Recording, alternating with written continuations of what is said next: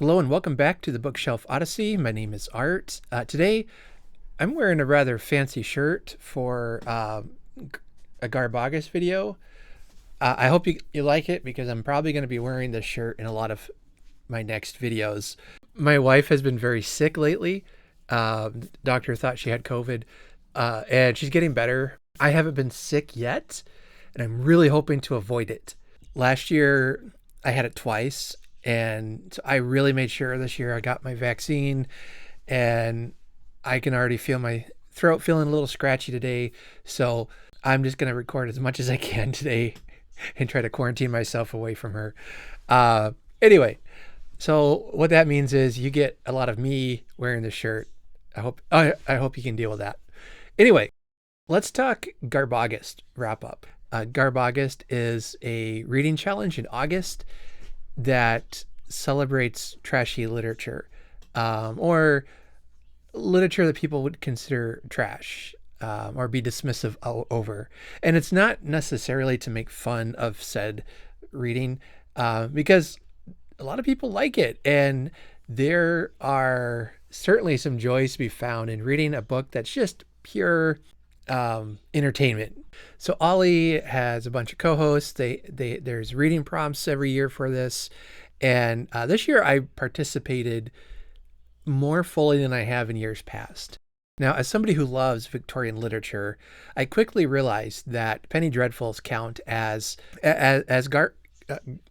garbage literature. But I love them so much. I first came across penny dreadfuls a couple years ago in a Victober reading challenge, and thanks to Varney the Vampire, I've just fallen in love with penny dreadfuls. And so the first week's prompt was anything goes, which I feel is pretty self-explanatory. So I was looking around for something in the realm of penny dreadful to read. Now, I can't remember how I came across this book, but I thought maybe another booktuber recommended it, but somewhere along the lines, I came across a book called The Mummy, A Tale of the 22nd Century, and it was written in 1827 by Jane Webb, who later became Jane Loudon. Jane Loudon was 17 years old when she wrote it, a remarkable feat considering how well it was written, and what a fun story it was. So we'll get to the story in a minute. She published a couple of things, and then ended up getting married to a botanist, I believe he was. But anyway, she spent most of her life writing about flowers and gardening and things like that, and was very influential in the Victorian era in getting a lot of people interested in taking care of their gardens and flowers and learning about all those things. But she began her writing career writing this novel about a resurrection of a mummy. Now, I don't know what I expected when I read it. I was kind of thinking or when I first started reading it, like the Mummy, like an old Karl Borloff movie, or is that his name? Anyway, you know what I'm talking about. Boris Karloff. Yeah, an old Boris Karloff mummy film, or even one of the best films ever made, Brendan Fraser's The Mummy. Almost perfection from beginning to end. I will die on that hill. I will not be taking discussion at this time on that. What we got was something so much more. It was a political satire. It had elements of horror and gothic to it. There were times just laugh out loud funny, almost in the vein of like your Terry Pratchett. And so the book opens with the author, set in 1827. She's wanting to write something new, something that nobody has ever seen of or thought of before. And she has this vision, or this visit, from an angelic creature from the future who brings her this manuscript and this story, and basically says, here's what you've been looking for. So she writes out this story called The Mummy, and it takes place in the year 2126, which again is unusual for an older Victorian novel to even a science fiction novel, to portray the future. I'm not familiar really with any other than H.G. Wells' the Time Machine, which came much later. And we have the main character, Edric, who is bored one day and tells his tutor that he wants to go to Egypt and resurrect the mummy because, British colonialism is still a thing, I guess. And he just decides he can just walk right into a tomb and resurrect a mummy. And that's the story just in a very, very brief nutshell. So they resurrect the mummy. He comes to life. Everyone panics and screams and runs out. And the mummy hops in a hot air balloon, flies off, and lands back in Britain.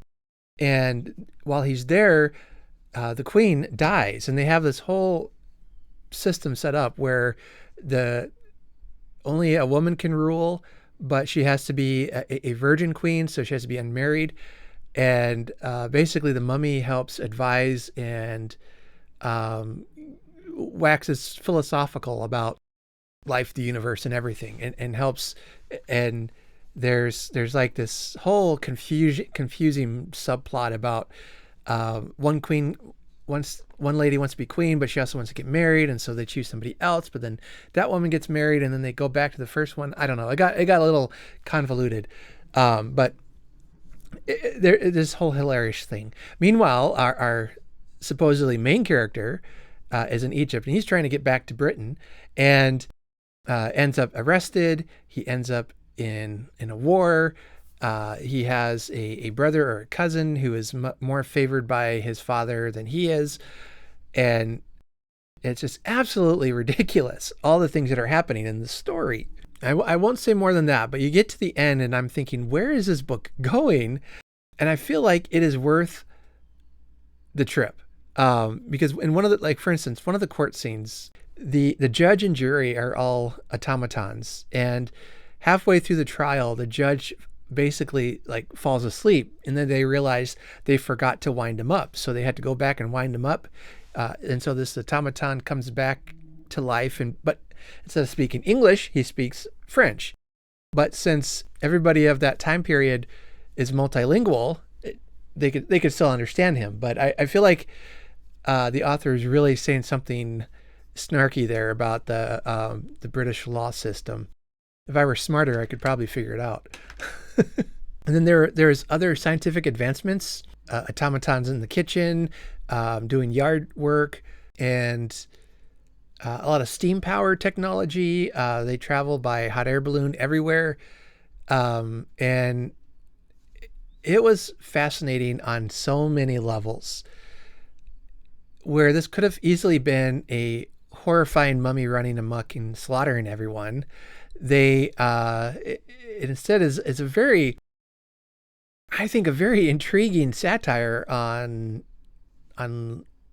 several topics. So I think everyone should give this one a try. I'd be interested in hearing what others think of this book.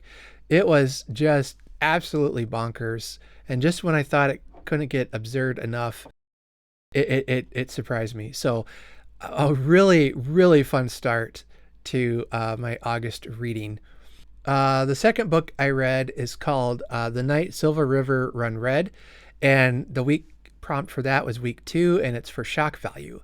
Now, this book is part of an ongoing series called Splatter Westerns, and each book, you can read any of them out of order. It's technically a series, but each story is a standalone novel, and it's exactly what it sounds like. It's a Western mixed with splatter horror, and so it's very graphic, very violent at times. There's a few books I read that turned kind of smutty, but for the most part, these books are a lot of fun to read. They're like a modern day Penny Dreadful, to be honest. And in this particular book, I really enjoyed it. This one followed a group of children back in the Old West. There's a carnival that comes to town, and you think, because of the setup, that it's going to be these, the sideshow freak horror kind of vibe, that these are the people that run amok in town and kill and murder and maim and devour and all that. But that's not the case. And I don't want to say more than that to spoil this wonderful work of high literature. But man, was this fun to read. So this group of kids sneak out at night because they want to go see the carnival, and all their parents and a prominent preacher in town is, speaking against what's going on there in the woods. But then that night, as the children sneak out, another band of horrific, violent, horrible people come to town, and these people are known to come into town, wreak havoc, and leave. And I'm talking about horrific, violent things that, honestly, a couple times I did almost put the book down. This might have been the grossest book I've ever read. But minor spoilers, though. It's actually the carnival people that end up helping the kids and saving the town and all that.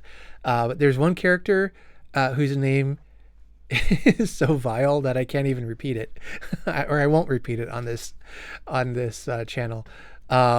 Anyway, so yeah, that really fit the prompt for GarbAugust. I think the author, I think it was a she, understood the assignment, and I know I think Ollie has mentioned he needs to read these books, and maybe others have as well. I really think you'll love it. If you like trashy literature, if you like garbage, quote unquote garbage literature, I think you'll really enjoy these books.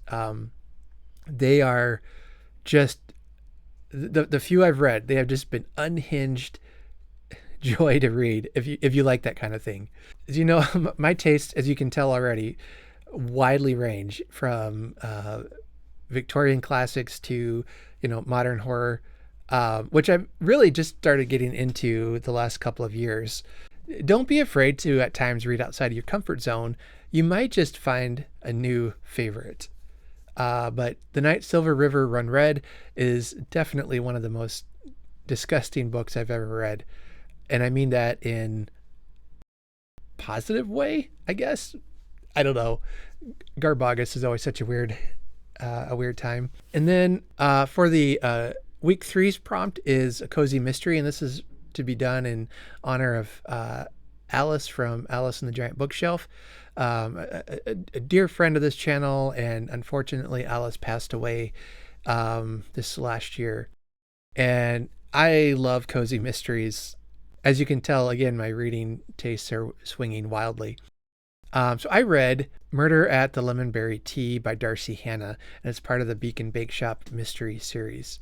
The main character is Lindsay Bakewell. She runs a bakery in an old lighthouse in Michigan. This is a great story that has to do with a famous food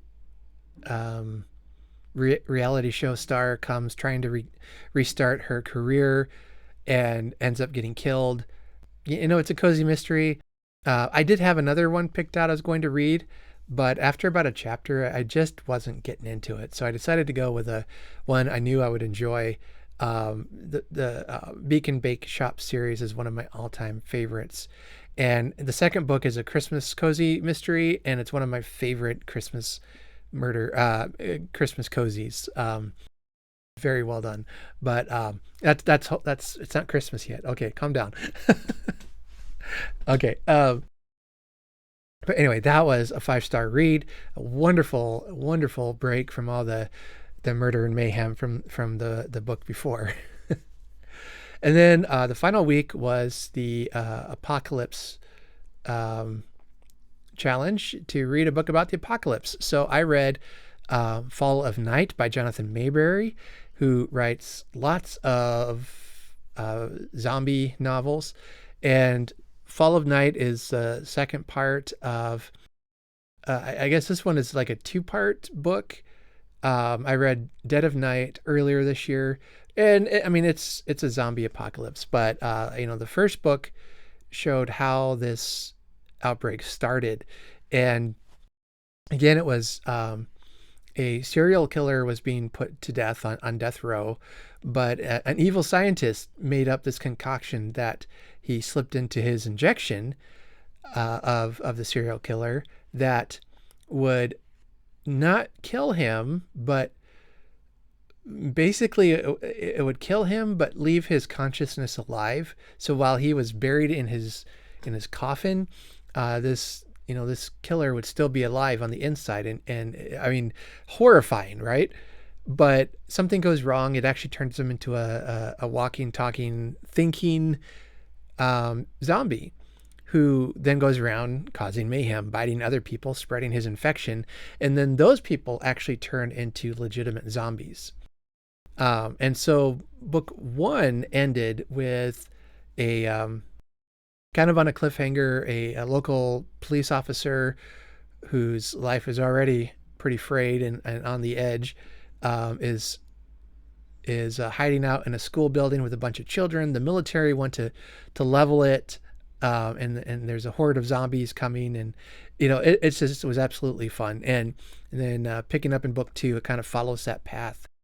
And just as I had suspected, it does tie into his another trilogy that I think is one of the best trilogies I've read, and it's the Benny Imura trilogy, which begins with the book Rotten Ruin, and there are a few characters mentioned in Fall of Night that appear in the Rotten Ruin series. So, although I believe he wrote Dead of Night and Fall of Night after the Benny Imura series.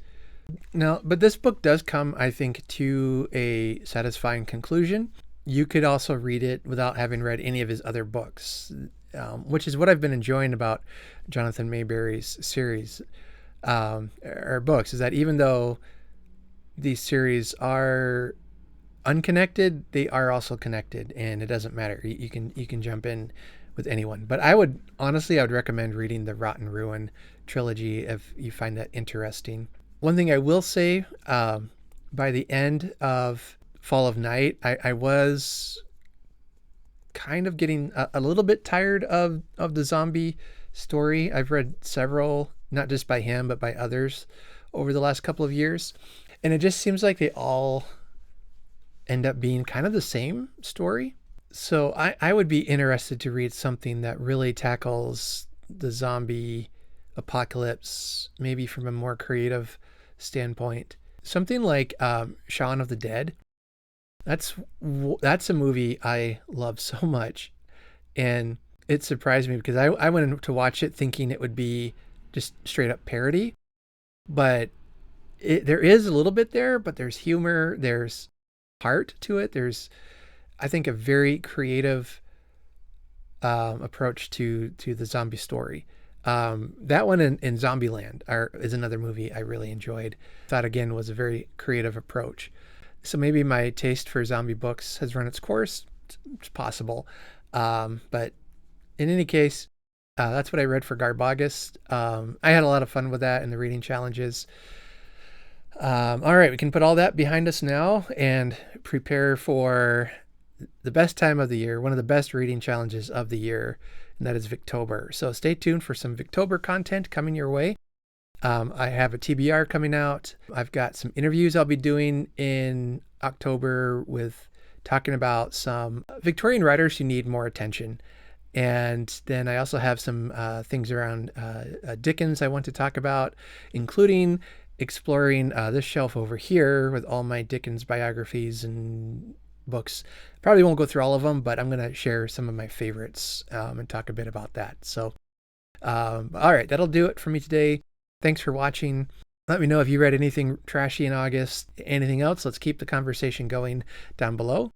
And until next time, happy reading and take care.